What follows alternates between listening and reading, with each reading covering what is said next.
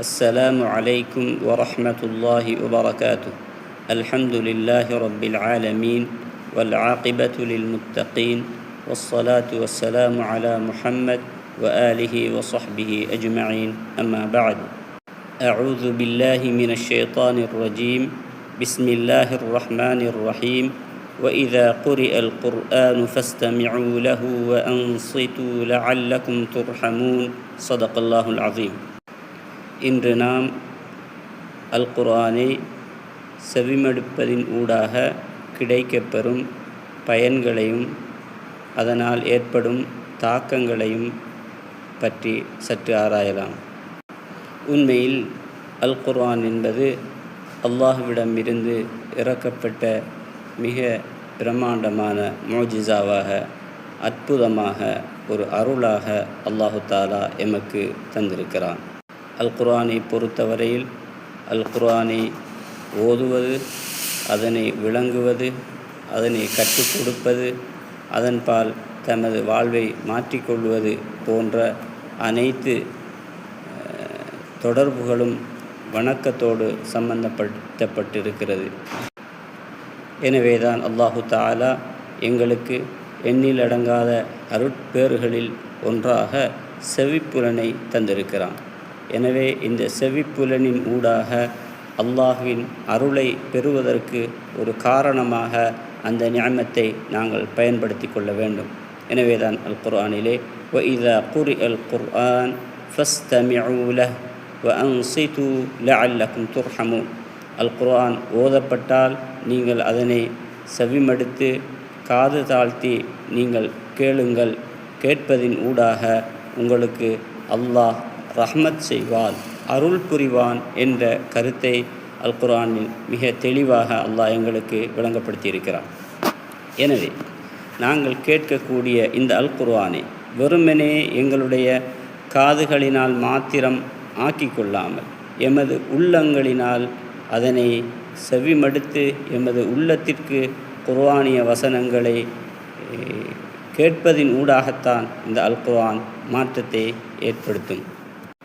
எனவே தான் மனிதர்களில் அதிகமானவர்களின் மாற்றம் அல் குர்ஆனை கேட்பதின் ஊடாக அவர்களுடைய இருண்டு போன உள்ளங்களெல்லாம் வெளிச்சமிட்டு ஒளிமயமாகிய அந்த வரலாற்றை நாங்கள் படித்திருக்கிறோம். அந்த வகையில் அல் குர்ஆன் என்பது வெறுமனே ஓதுவது மாத்திரமல்ல, அதனை சிந்திப்பதும் அதனை செயல்படுத்துவதும் எம்மீது கடமை. அல் குர்ஆனிய ஒரு வரியை நாங்கள் பார்க்கின்ற சந்தர்ப்பத்தில் وَإِذَا سَمِعُوا مَا أُنْزِلَ إِلَى الرَّسُولِ تَرَى أَعْيُنَهُمْ تَفِيضُ مِنَ الدَّمْعِ. எப்பொழுது ஒரு மனிதன் ஒரு விடயத்தை கேட்டு அதனை உள்வாங்குகின்ற பொழுது அவனது உடலில் மாற்றம் ஏற்படுகிறது. அதே போன்றுதான் இந்த அல் குர்ஆனிய வசனம். இந்த அல் குர்ஆனிய வசனம் யாரெல்லாம் செவிமடுத்து கேட்கிறார்களோ நிச்சயமாக அவர்களுடைய கண்களிலிருந்து கண்ணீர் சிந்தும் என்று அல் குர்ஆனிலே அடையாளப்படுத்தப்பட்டிருக்கிறது. அந்த வகையில் இஸ்லாத்திற்கு எதிராக தமது முழு சக்தியையும் சிந்தனையையும் செயல்படுத்தி இஸ்லாத்திற்கு எதிரியாக திகழ்ந்த ஹதரத் உமர் இப்னுல் ஹத்தாப் ரலியல்லாஹு தஆலா அன்ஹு அவருடைய வாழ்வை சில வசனங்கள் மாற்றியிருக்கின்றன. நபி அவர்களுடைய கழுத்தை கொய்துவிட்டு வருவதற்காக வேண்டி பயணித்த அந்த காட்டு மிராண்டித்தனமான நிகழ்வின் போது ஹதரத் உமர் இப்னுல் ஹத்தாப் ரலியல்லாஹு தஆலா அன்ஹு அவர்கள் தமது சகோதரி ஓதிய அந்த அல் குர்ஆனிய வசனம், தமது சகோதரி இஸ்லாத்தை ஏற்றுக்கொண்ட வரலாறுகளை நாங்கள் படித்திருக்கிறோம். அந்த சந்தர்ப்பத்தில் ஹப்பா பின் அரத் என்ற ஒருவர் இந்த அல் குர்ஆனை ஹஃப்ஸா பின்த் உமருக்கு கற்றுக் கொடுத்த சந்தர்ப்பத்திலே طه ما أنزلنا عليك القرآن لتشقى إلا تذكرة لمن يخشى என்ற இந்த அல் குர்ஆனிய ஓரிரு வசனங்கள் ஹதரத் உமர் இப்னுல் ஹத்தாப் ரலியல்லாஹு தஆலா அன்ஹு அவர்கள் இஸ்லாத்தை ஏற்றுக்கொள்வதற்காக ஒரு காரணமாக அமைந்திருக்கிறது. எனவே அல் குர்ஆனிய ஓரிரு வசனங்கள் நிச்சயமாக காய்ந்த உள்ளங்களில் படுகின்ற சந்தர்ப்பத்திலே அது பிரகாசமான செழிப்பான உள்ளமாக மாறுவதற்கு அல்லாஹு தாலா இந்த அல் குர்ஆனை காரணமாக்கி வைத்திருக்கிறான். அல் குர்ஆனை மனனம் செய்யாத, அல் குர்ஆனை ஓத தெரியாத, அல் குர்ஆனை இதற்கு முன்னால் கேட்டிராத, அல் குர்ஆனுக்கு எதிராக வாளேந்தி போராடுவதற்காக வந்த உமர் இப்னுல் ஹத்தாப் ரலியல்லாஹு தஆலா அன்ஹு அவர்களுடைய வரலாற்றை பார்க்கின்ற சந்தர்ப்பத்தில் கல்மனம் கொண்ட உள்ளங்கள் நிறைந்த இந்த சமூக மக்களோடு, இந்த சமூகத்தோடு நாங்கள் வாழுகின்ற சந்தர்ப்பத்திலே இந்த மக்களை நேர்வழிப்படுத்துவதற்கு, நல்ல உள்ளங்களை கொண்ட மனிதர்களாக மாறுவதற்கு, கல்புன் சலீமாக மாற்றிக்கொள்வதற்கு அல் குர்ஆன் ஒன்றே போதும் என்று நினைக்கின்றோம். நிச்சயமாக இந்த அல் குர்ஆன் ரஹ்மத்தாக இருப்பது போல அல்லாஹு தாலா இந்த மழையை ஒரு அருளாக தந்திருக்கிறான், ஒரு பரக்கத்தாக தந்திருக்கிறான். வனஸல்னா மினஸ் ஸமாஇ மாஅன் முபாரக்கா, பரக்கத்தான மழையை நாங்கள், நீரை வானத்திலிருந்து நாங்கள் பொழியச் செய்திருக்கிறோம்.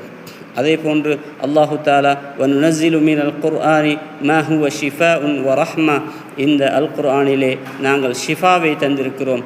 அது உடலுக்கும் உள்ளத்திற்குமான ஷிஃபாவாக அல் குர்ஆனை தந்திருக்கிறான்.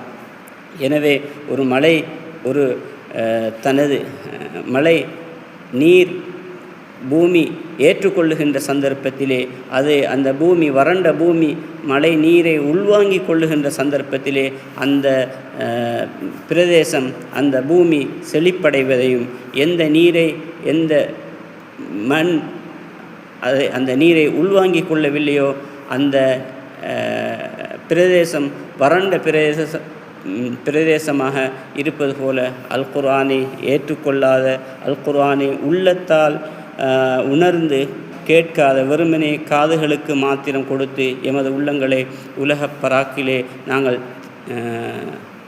இருக்குகின்ற சந்தர்ப்பத்திலே எந்த மாற்றத்தையும் இந்த அல் குர்ஆன் ஏற்படுத்த முடியாது. எனவே தான் அல் குர்ஆன் என்பது ரஹ்மத்தை எடுத்துக்கொண்டு செல்லுகின்ற ஒரு மேகத்தை போன்று இந்த அல் குர்ஆனும் இந்த ரஹ்மத்தை எடுத்துக்கொண்டு செல்லுகிறது.